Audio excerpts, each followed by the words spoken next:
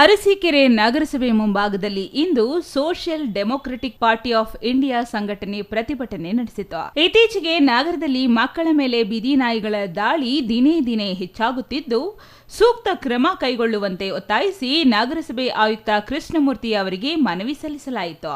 ಎಸ್ಡಿಪಿಟಿಐ ತಾಲೂಕು ಉಪಾಧ್ಯಕ್ಷ ಸಲ್ಮಾನ್ ಪಾಷಾ ಮಾತನಾಡಿ, ಇತ್ತೀಚೆಗೆ ನಗರಾದ್ಯಂತ ಬೀದಿ ನಾಯಿಗಳು ಹೆಚ್ಚಾಗಿದ್ದು, ಸಣ್ಣ ಸಣ್ಣ ಮಕ್ಕಳ ಮೇಲೆ ದಾಳಿ ಮಾಡುತ್ತಿರುವ ಘಟನೆಗಳು ನಡೆಯುತ್ತಿವೆ ಎಂದು ಆತಂಕ ವ್ಯಕ್ತಪಡಿಸಿದರು.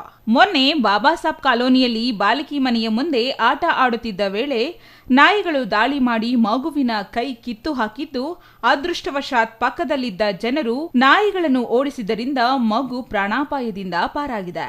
ನಂತರ ಮಗುವಿಗೆ ಹಾಸನದ ಆಸ್ಪತ್ರೆಯಲ್ಲಿ ಚಿಕಿತ್ಸೆ ನೀಡಿದ್ದು, ಹೆಚ್ಚಿನ ಚಿಕಿತ್ಸೆಗಾಗಿ ಬೆಂಗಳೂರು ಖಾಸಗಿ ಆಸ್ಪತ್ರೆಗೆ ರವಾನಿಸಲಾಗಿದೆ. ಇದೇ ರೀತಿ ಇನ್ನು ಹಲವು ಮಕ್ಕಳ ಮೇಲೆ ಬೀದಿ ನಾಯಿಗಳು ದಾಳಿ ಮಾಡಿರುವ ಘಟನೆಗಳು ನಡೆದಿವೆ. ಬೀದಿ ನಾಯಿಗಳು ಎಲ್ಲರ ಮೇಲೆ ಮುಗಿ ಬೀಳುತ್ತಿದ್ದು, ಮುಂಜಾಗ್ರತಾ ಕ್ರಮ ಕೈಗೊಳ್ಳುವಂತೆ ಒತ್ತಾಯಿಸಿದರು. ಮನವಿ ಸ್ವೀಕರಿಸಿ ಮಾತನಾಡಿದ ನಗರಸಭೆ ಆಯುಕ್ತ ಕೃಷ್ಣಮೂರ್ತಿ, ಆದಷ್ಟು ಬೇಗ ಸಮಸ್ಯೆ ಬಗೆಹರಿಸುವುದಾಗಿ ಆಶ್ವಾಸನೆ ನೀಡಿದರು.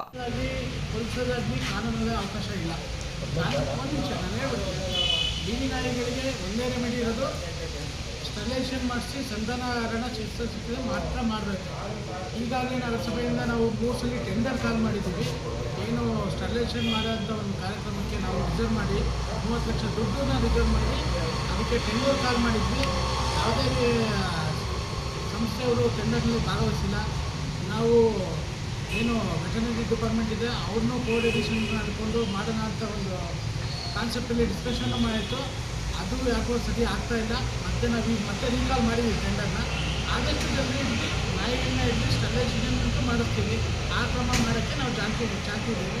ಇನ್ನು ಈ ಸಂದರ್ಭದಲ್ಲಿ ಎಸ್ಡಿಪಿಐ ತಾಲೂಕು ಕಾರ್ಯದರ್ಶಿ ಸದ್ದಾಂ ಹುಸೇನ್, ವಸೀಂ ಬೇಗ್, ರಿಯಾಜ್, ಇಮ್ರಾನ್, ಮುಬಾರಕ್ ಮತ್ತಿತರರು ಹಾಜರಿದ್ದರು. Chandru Yadav, CTV news, Arsikere.